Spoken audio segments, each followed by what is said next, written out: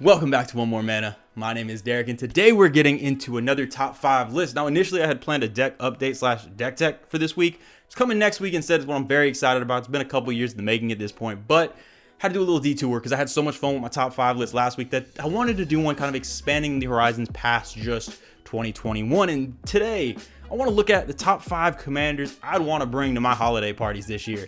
Both in the context of the game, sort of, like, yeah, what commanders do I love seeing down at the table, but also, like, who am I just trying to bring, what squad am I trying to bring to the holiday party with me in the sense of legendary creatures. So we're going to just jump right into this list. And if you want any of the cards on this list or any of the goodies that go with them, head on over to TCG Player. TCG Player is amazing. You can find anything you want there, all the different arts, all this, so many variants, so many secret layers. Can't keep up with it all, but make it easy. You can just go pick up those singles at TCG Player. If you use the affiliate link down in the description below, it'll help support the channel in the process. We really always appreciate all the help. Now let's jump into this list. If you can't tell, I'm already feeling festive. Got my little holiday Charizard hat on, little wintry things. Even though it's like 80 degrees in this apartment, you can probably see me sweating through this shirt. It doesn't matter. I will be festive nonetheless. But let's just jump straight into this list. And when I'm looking at these cards, like I mentioned, I want to talk about cards that I think I find really fun to see at the table, but maybe more importantly, who do I want in my squad at a holiday party? Who am I trying to bring with me? So we're going to just jump straight into number 5. And number 5 and number 4 have a similar reason for being here, but I can't leave either one of them out, and I didn't want to cheat and put them together, so we're going to give them their own spots because they're worth it. And at number 5, we have Kranko, Mob Boss. Now, obviously from the party perspective, Kranko's bringing the squad with them, so you already know that party's about to be crazy because you're gonna have so many little gobbos there. And look, if I know anything about goblins, they know how to have a good time. Now make sure you got your apartment insurance, make sure you got your home insurance, make sure you got all that type of stuff, because stuff might just start going crazy. That apartment might not be there by the end of the night, but it's going to be a good time in the process. Now, you're talking about from the game perspective, why would I pick Kranko? Kranko might be my favorite commander to play against. I love Kranko. It is so much fun because it's so easy to interact with. It's mono red. You remove Kranko a couple times, that deck is just like, it's just done. But at the same time, it's crazy explosive. It can go off at any time. The balance of having a powerful effect but still being super interactable is one of my favorite things about playing against a deck. With Kranko, I always have to make sure I play my cards right, all the pun intended. I got to make sure I'm on high alert, and I got to make sure I'm doing the right thing, or else goblins will just eat me. And yeah, he's also going to be a great time at this party. No questions asked. Then at number 4, kind of a similar reason to Kranko why I'd want him at the party, but I gotta give them both their same spot because I love them that much. It is the Buggy Man. It's the Locust God. And now you might be seeing, with Kranko, the Locust God, what is your idea of fun, sir? And to that I respond, yeah, I don't know. Maybe I have a twisted idea of fun, but I love these two cards so much. I love seeing them at the table. It is such a good time. And just like Kranko, you know the Buggy Man's bringing the squad, got all the Locusts. Now that's a little weird because like an apartment full of Locusts might seem kind of bad, flying all over the place. People might be disgusted, but I don't judge. I'm gonna let the Locust God bring all his little cousins with them, have a good time, just fill the air with, you know, they gotta get, yeah, that's what they gotta do. Get little like Christmas lights and tie them around the little locusts, or like get little jingle bells and shit and like do all that, and it's gonna be a festive ass atmosphere. Now I realize locusts and plagues and stuff, we'll just forget about that part and think about that crazy party when you got jingle bells floating all around the air. Atmosphere will be crazy. Now, game wise, I know y'all are probably thinking, Locust God, so explosive, so combo-y, so miserable. Not in my mind. I actually am one of the weird people that loves to play against wheel decks. I really like playing, even the Nekusars of the world. And I know how much hate those draw.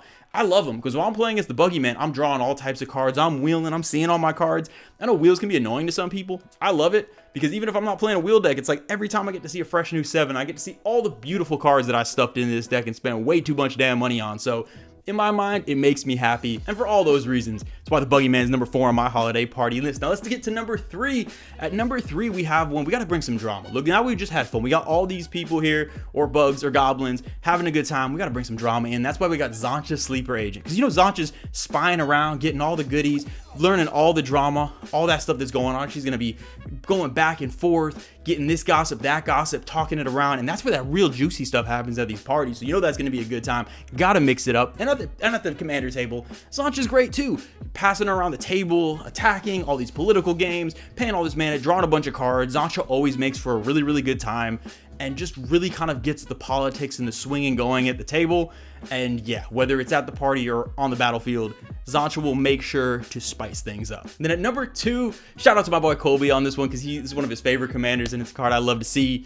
Fiedel Griff. And now I realize, why would you bring a hippo? But the thing is, it's the holiday season, it's the spirit of giving and all that good stuff. Fiedel Griff is always giving out them gifts. Now, Those gifts might always be hippos. And I don't know how your friends feel about hippos. A hippo might kind of be a weird gift. It's a big commitment. You gotta take care of that thing. I'm pretty sure they live a long time and they're dangerous as hell. So weird gift choice, but I like the spirit. It's the thought that counts. And Fiedel Griff's all about giving that stuff out, even if that gift might potentially kill you. We'll get past that. But in the game, in the spirit of the game, in the game itself, Fiedel Griff decks are also group hug decks. Now, I'm kind of iffy on group hug. I normally don't love group hug, but the one thing I do love, especially about Kobe's Fiedel Griff, is when you're playing whatever decks you want to play, playing with a group hug in the pod will let you try out some janky decks or some decks that might be slow or inefficient or maybe not just that good, and allow you to try to keep up because so much mana is being thrown at you, so much card draw is being thrown at you.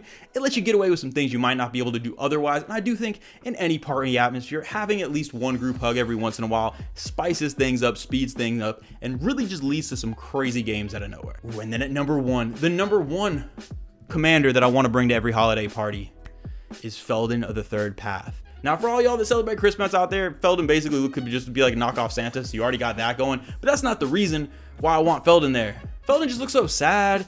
He's trying to like bring back his wife, and instead he's making worm coil engines and balefire dragons and all types of monstrosities. I don't know how that ends up happening, but whenever I play the deck, that is what happens. So I just feel bad. Felden's a sad man. He's a sad, lonely man, and I just want him to come to my party. I want to hug Felden. I want to cuddle with Felden, and I want to let Felden know everything's going to be okay. Also jealous of his beard. Yeah, I just want Felden there. Felden's my boy. I love you, Felden. Now, when it comes to the mechanics of the game, Felden might be my favorite commander to see at a table because of my like personal biases and loving the deck so much. With Felden, you're always doing just big splashy things, reanimating giant artifacts and dragons and all crazy stuff. You're always turning sideways. It's a very fair deck. Even with all the broken cards I stuffed into mine, very rarely does it just go off and take over a game. It's that perfect balance of doing broken things in kind of a contained way based on your commander and being in a mono red reanimator shell. It is just a great time. And yeah, Felden, just come on, bring it in, give me a hug. I love you, man. That is going to do it for my top 5 commanders I want at my holiday party. I think it's going to be a really good time. Now, it might be dangerous. It feels like I'm playing a very dangerous game with some of these things, especially the locusts and the goblins, but we'll see how it goes. Worst case, Felden will be there to hold me when stuff gets scary. Tell me in the comments below what you think are your favorite 5 commanders you want to see at a holiday party. Who are you bringing to the holiday party with me? I'd love to know your thoughts and why my list is just probably objectively wrong. Terrifying time. I probably wouldn't survive the party, but that's not important. As always, a huge shout out to patrons. We love and appreciate y'all so much. Thank you for believing in what we do, and plenty of stuff to come. I am going to try to squeeze in another deck tech / deck update before the holidays get here. There's one I've been waiting so long to do. I'm so excited to do. Spoiler alert, it might have been one on this list. So get excited, get ready, stay petty.